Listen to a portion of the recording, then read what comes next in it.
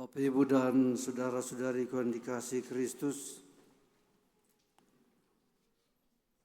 Raja Louis ke-14 dari Prancis, seorang raja yang sangat dicintai oleh rakyatnya. Bukan saja karena kebaikannya, tapi juga karena imannya yang kuat, imannya yang kokoh, yang mampu mengasihi semua rakyatnya tanpa kecuali. Raja Louis tidak takut kepada siapapun. Apapun dia tidak takut.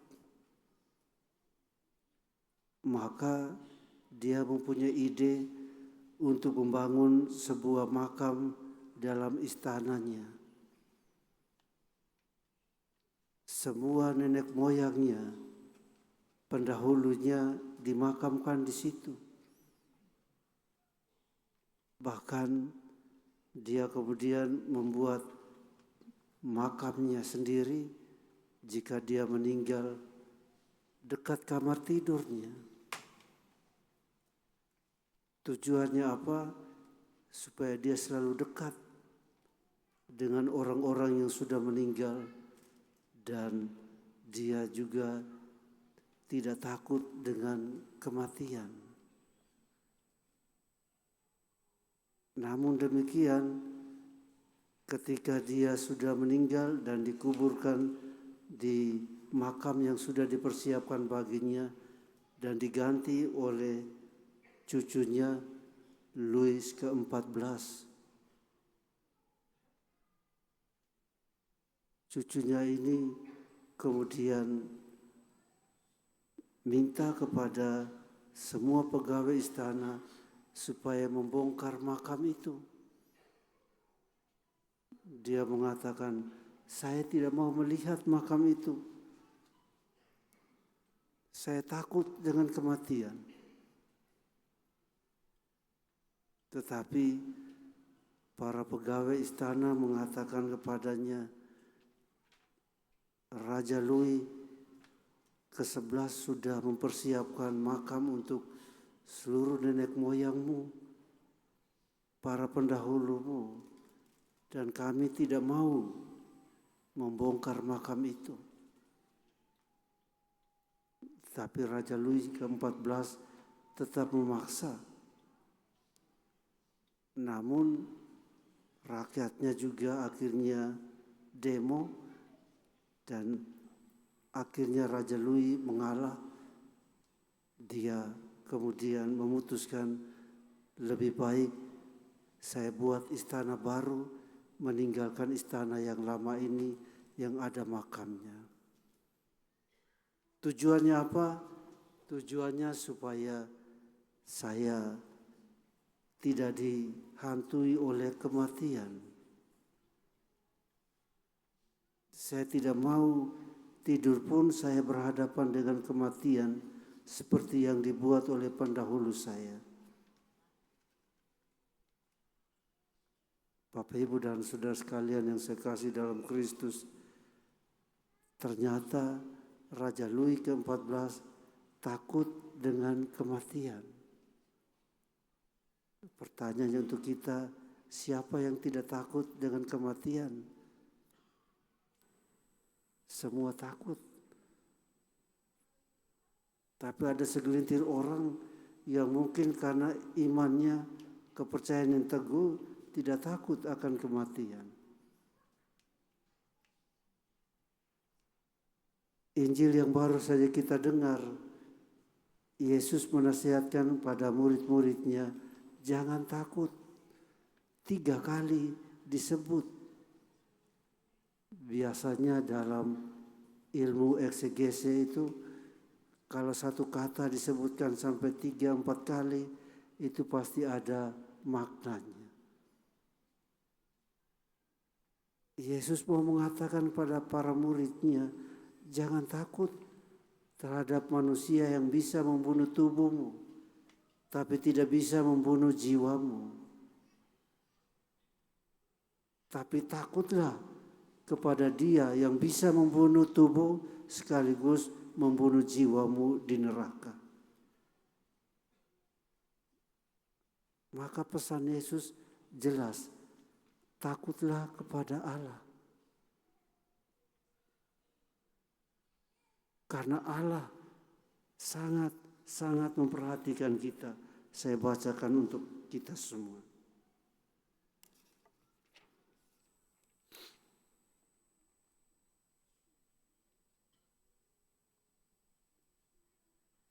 Janganlah kamu takut kepada mereka yang dapat membunuh tubuh, tetapi tidak berkuasa membunuh jiwa.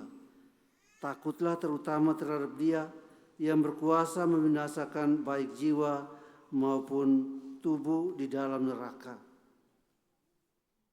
Dan kamu, rambut kepalamu pun terhitung semuanya. Karena itu, janganlah takut, sebab kamu lebih berharga dari banyak burung pipit. Yesus mau mengatakan bahwa kita semua diperhatikan, ditolong, dilindungi oleh Allah secara pribadi. Maka janganlah takut. Takutlah kepada Allah. Biasanya takut akan Allah diterjemahkan sebagai orang memulai hidup dengan bijaksana. Takut akan Allah adalah permulaan kebijaksanaan. Takut akan Allah berarti kita mengikuti perintah-perintahnya, yaitu berani mengampuni, berani mengasihi, dan melihat bahwa semua yang terjadi dalam hidup kita sudah ada dalam rencananya. Saya ingat beberapa tahun yang lalu ketika Ahok, masih ingat Ahok kan? Ahok mantan gubernur DKI itu dipenjara dengan tidak adil. Dia hanya melihat peristiwa itu sudah ada dalam rencana Tuhan.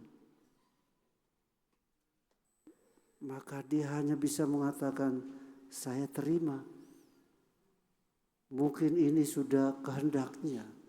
Mungkin ini sudah rencana Tuhan untuk hidup saya. Maka Bapak Ibu dan Saudara sekalian yang saya kasih dalam Kristus, itu sebuah contoh teladan seorang yang tidak takut kepada siapapun, apapun, karena keyakinan imannya, percaya bahwa Tuhan mempunyai rencana untuk hidupnya walaupun dia diperlakukan tidak adil. Bacaan yang pertama yang baru saja kita dengar ini Yeremia tidak takut kepada teman-temannya yang berusaha untuk mencelakakannya. Karena dia yakin Yahweh yang dia percaya akan menyertai dia, akan mengalahkan musuh-musuhnya. Itu yang dikatakan dalam bacaan yang pertama. Dalam bacaan yang kedua, Santo Paulus mengatakan, kita semua sudah masuk dalam dosa yang dibuat oleh satu orang, yaitu Adam. Tapi kita semua diselamatkan juga oleh satu orang, yaitu Yesus Kristus. Yesus mau mengatakan, Santo Paulus mau mengatakan ini. Semua orang jatuh dalam dosa, tapi karena Yesus Sang Penyelamat akan menyelamatkan kita, Dia yang akan mengalahkan kejahatan dalam hidup kita. Maka jangan takut. Bahkan Injil yang baru saja kita dengar ini luar biasa. Yesus tidak saja mengajak para muridnya untuk tidak takut terhadap manusia, terhadap apapun. Tapi dia mau mengatakan pada kita semua bahwa takutlah kepada Allah sebagai permulaan kebijaksanaan. Ketika Anda takut dengan Allah, Anda mempunyai kebijaksanaan untuk menata hidup Anda dengan baik. Tapi ketika Anda sudah tidak takut lagi, maka Anda akan menjadi tidak percaya kepada Tuhan dan tidak berani menyerahkan hidup kita pada Tuhan. Maka Bapak, Ibu, dan saudara sekalian yang saya kasih dalam Kristus, dalam dunia kita pada zaman ini, sebagian kita mungkin akan bertanya, jika demikian Romo, kenapa sih ada kejahatan di dunia, ada keberengsekan di dunia yang bahkan merusakkan iman kita, yang bahkan mungkin mengancam jiwa kita. Apa yang harus kami perbuat? Saya hanya mau mengatakan, dalam sejarah gereja, para martir sudah mempertaruhkan nyawanya, jiwanya, bukan karena untuk kemenangan dirinya, tapi karena Tuhan yang memenangkan jiwanya. Dan karena itu mereka punya keberanian. Kita pun ketika membangun gereja ini, berbagai macam tantangan. Sampai berapa tahun, saya ingat 12 tahun kita membeli tanah ini, membangun gereja ini, dan akhirnya menjadi sebuah paroki, perjuangan yang tidak kenal lelah. Tapi karena ada segelintir orang yang percaya bahwa ini adalah kehendak Tuhan, maka mereka berani memberikan apa yang bisa untuk rumah Tuhan ini. Maka Bapak, Ibu, dan saudara sekalian, saya hanya mau mengatakan ini pada pesan saya yang terakhir. Jangan takut terhadap ancaman dunia. Takutlah kepada konsumerisme. Takutlah kepada sikap materialisme yang begitu luar biasa pada zaman sekarang ini. Karena ketika kita juga ikut-ikutan dalam sikap konsumerisme itu, ketika kita ikut-ikutan dalam sikap materialisme itu, kita sudah tidak takut lagi kepada Allah.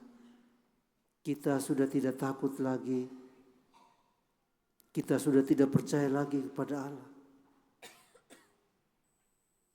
Maka Bapak, Ibu, dan saudara sekalian, marilah kita semua dua hal.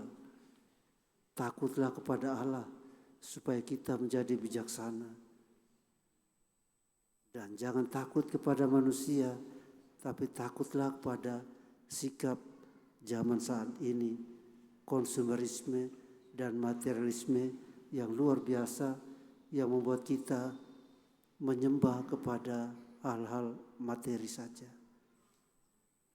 Semoga Tuhan memberkati kita semua.